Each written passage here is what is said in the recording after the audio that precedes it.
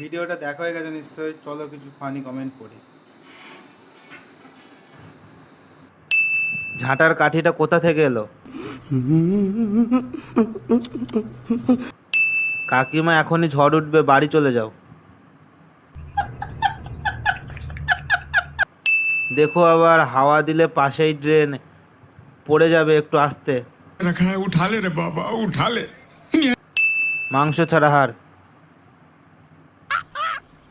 मस्त जोक मारा रे ये हंस रे हलकट हंस।